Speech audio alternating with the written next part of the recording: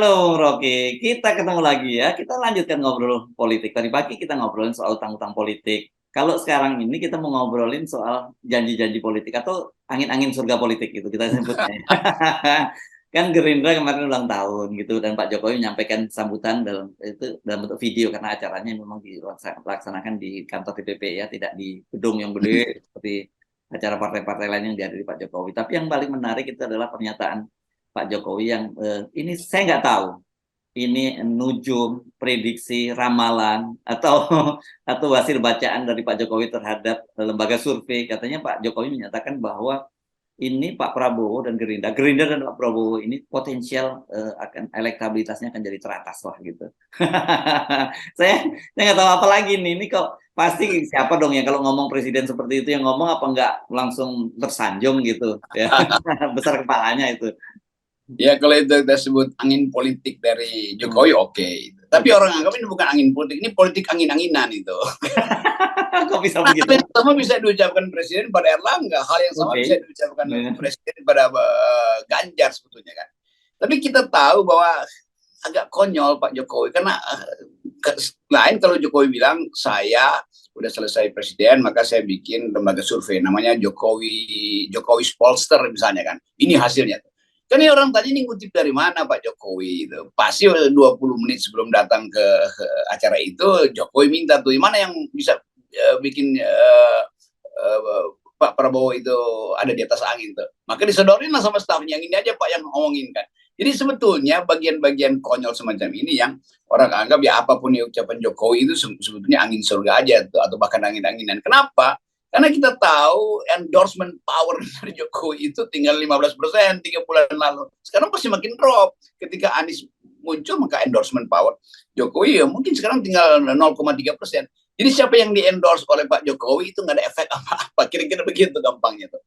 Tetapi justru itu yang kita akan lihat bahwa ternyata Jokowi masih musuhin Anies kan itu kan dasarnya itu kan muji-muji Prabowo artinya Anies tuh nggak ada apa-apanya dan Ganjar juga mulai merasa kok Prabowo tuh tapi Pak Jokowi itu kayak orang yang dia cemas sendiri dengan keadaan pasca dia nanti tuh maka dia mau cari-cari siapa yang bisa gue puji supaya amanin gue kira-kira begitu dalam hati nih kalau anak Jakarta ngomong itu gue pakai gue gitu kan maka muncullah isu itu lalu muncul di media massa menurut Jokowi Prabowo yang potensial untuk memenangkan pemilu tuh Jokowi siapa Polster kan orang bertanya loh dia presiden ngapain dia endorse seseorang kan itu mestinya dia endorse Ganjar mestinya dia endorse Puan karena dia PDIP kan ajaib kalau Pak Jokowi sebagai kader PDIP justru mengendorse orang Gerindra yang kebetulan adalah menterinya tuh jadi bukan ya kekaburan itu yang orang ini konyol aja.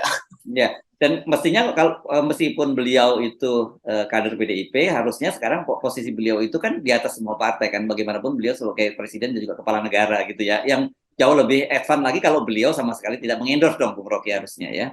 Memang gembusnya begitu. Jadi orang tanya itu poinnya apa, sebagai apa Pak Jokowi itu bagi Pak Prabowo bagus juga nih. Walaupun Pak Prabowo udah tahu lah ini angin sorga nih. Kan Pak Prabowo juga istilah begitu-begituan.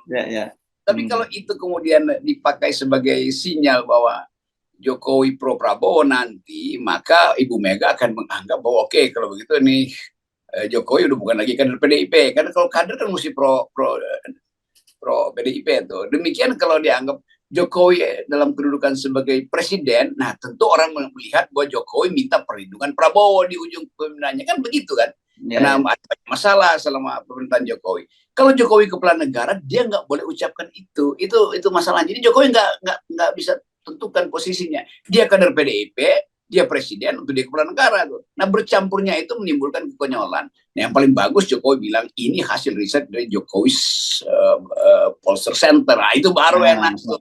Jadi siapa Jokowi? Jokowi ada pemilih lembaga survei gitu. Yes, oke. Nah, tapi sebenarnya begini ya, buat kita yang berada di luar dan tidak pernah dipuji oleh Pak Jokowi, gitu.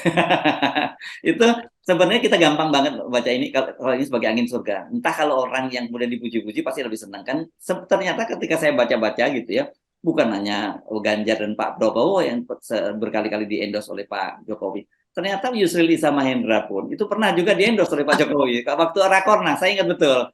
Katanya dia bilang begini, wah Pak Yusril ini kalau PBB bisa mencarikan suara 20% sesuai dengan presidensial threshold, ya saya akan dukung nih Pak untuk Pak Yusril maju sebagai capres gitu. Padahal kan kita tahu partai PBB-nya pun tidak lolos parliamentary threshold gitu loh. Ya itu lagi. Jadi kita anggap aja bahwa ya Jokowi mau nyenengin aja supaya nggak juga lah, supaya nggak terlalu tegang, supaya ada ada sudut pandang lain tuh ya, di dalam bicaraan politik kan. Dan Gerindra ya kita ucapin selamat ulang tahun, dan kita pastikan bahwa Pak Prabowo ada atau tidak adanya dukungan Jokowi tetap harus maju kan, itu perintah dari Kongres kan. Jadi apa poinnya Jokowi bilang Pak Prabowo itu nggak punya potensi untuk jadi presiden? Enggak, Prabowo bilang ini perintah partai begitu. Apalagi kalau Jokowi bilang potensial. Demikian juga Erlangga yang dituntut untuk jadi presiden, Caimin yang dikasih tenggat waktu kalau nggak ada capres lu gua hajar, kira-kira begitu oleh partainya itu. Jadi semua hal yang kita bicarakan setiap hari itu terjadi semacam tidak fokusan karena nggak ada kepastian. Ini pemilu mau jalan apa enggak sebetulnya. Orang tunggu tuh. Kalau bilang Pak Jokowi bilang pemilu harus jalan, lah kenapa dia mesti kasak-kusuk endorse seseorang sambil dia memberi sinyal bahwa ada bahaya sehingga mungkin akan ada perpu penundaan pemilu. Kan itu tetap ada dalam wilayah publik tuh. Itu yang mendua dari Jokowi. Jadi kalau dia mendua, maka kita sebutkan Jokowi ada dalam kecemasan tertinggi hari-hari. Ya. Justru menurut saya kalau tadi yang kita anggap pernyataan Pak Jokowi bahwa Gerindra dan Prabowo itu potensial elektabilitasnya tertinggi, itu lucu-lucuan gitu ya. Justru yang kita anggap serius itu adalah bahwa niat untuk menunda pemilu dan memperpanjang masa jabatan. Itu jauh lebih serius gitu kan ya. Ya, itu jauh lebih serius dari perjanjian politik. Kan ada perjanjian di daerah yang saya juga dapat curhat atau bocoran. Perjanjian kalau Anda mau jadi guru besar, nanti kami proses lebih cepat, tapi setujui dulu penundaan pemilu. Begitu-begituan. Itu lebih gila lagi kan. Dan operasi itu jalan bahkan di universitas kecil daerah itu saya tahu. Jadi satu waktu saya akan bilang juga, ini ada perjanjian politik untuk penundaan pemilu tuh. Itu bisa tuh. Bocoran-bocoran itu kan gampang kita peroleh kan. Jadi kita mesti tahu bahwa kasak-kusuk di daerah itu termonitor dengan baik di FNN. Karena FNN lebih dari sekedar jaringan intel. Ini jaringan intelektual. Jadi orang Ya, memang saya mesti jelaskan pada Anda. Ada beberapa tokoh yang ajak ketemu, kadang-kadang ada yang memang betul-betul tulus memberikan informasi kepada kita, tapi ada sebenarnya punya intensi gitu ketika dia memberikan ini, dan ini deception, dan kita ketawa kalau itu kemudian ya. Jadi kita hidup dalam ketidakpastian, dan itu yang lucunya tuh, seolah-olah publik nggak ngerti apa yang terjadi. Padahal kuping publik itu, kuping mak-mak di desa di kaki Gunung Galunggung itu sama dengan kuping mak-mak yang ada di Cikampek gitu, di Karawang gitu. Karena mereka dapat info langsung dari mahasiswa tuh. Mahasiswa itu dekat dengan elit-elit oposisi tuh.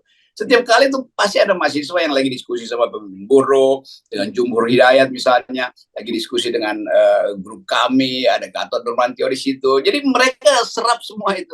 Dan ini kan anak-anak daerah yang kalau pulang daerah atau WA itu pasti ditanya maknya, itu gimana kamu di Jakarta tuh. Jadi dia cerita aja semuanya. Jadi info tentang pembusukan politik udah ada sampai di daerah itu. Jadi poster-poster yang dimuat di daerah, terima kasih Pak Jokowi BLT, itu dibatalkan oleh cerita anak-anak mahasiswa yang habis belajar dari kota-kota provinsi atau ibu kota atau kabupaten, pulang ke daerah, kasak-kusuk di situ, ngobrol sama kepala-kepala desa.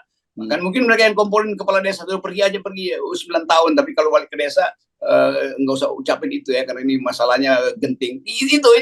Jadi kita tahu orkestrasi lagi jalan. Orkestrasi perubahan total. Jadi gimana nih sebaiknya para caleg-caleg, partai politik, para capres gitu, mau tetap kampanye atau nunggu dulu kepastian jadi tidak hanya pemilu? Harusnya nunggu dulu ketidakpastian pemilu tuh, karena nanti sayang menurut kampanyenya, sambil mengundang Pak Presiden. Jadi setiap partai kalau bisa bikin hari ulang tahunnya 3 kali setahun supaya Pak Presiden bisa bocorkan hasil survei dia tuh. Nah, nanti kalau semua dibilang bahwa potensial, ya kan Pak Jokowi nggak salah sebenarnya, balik lagi Pak Jokowi nggak salah loh karena potensial. Iya. Ya bahasanya kan benar itu, potensial itu semua orang kan potensial gitu kan. Ya, saya kira Prabowo senyum-senyum, oh ya terima kasih Pak. Di belakang dia bilang, ya itulah tahulah, itu tahulah, itu tahulah. Kan Prabowo suka bercanda-bercanda. Yo, terima kasih Pak Jokowi, terima kasih Pak Jokowi. Ya. Dan saya kira itu potensial.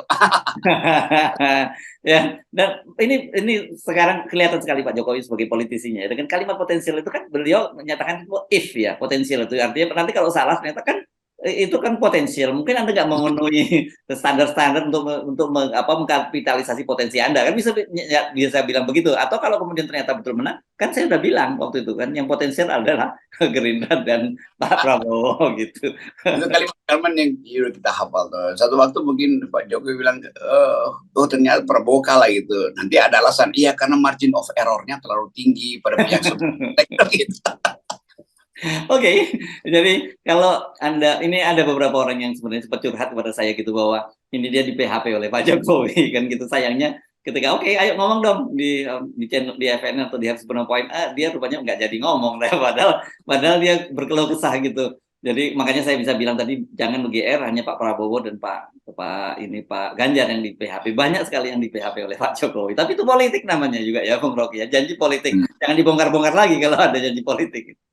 Ya, nanti akan ada undangan PKB atau Caimin ulang tahun tuh secara pribadi ngundang Pak Jokowi tuh. Demikian juga Erick Thohir mungkin udah bikin rencana tuh. Kapan ngundang Pak Jokowi supaya Pak Jokowi ucapin hal yang sama pada yang diucapin pada Pak Prabowo kan.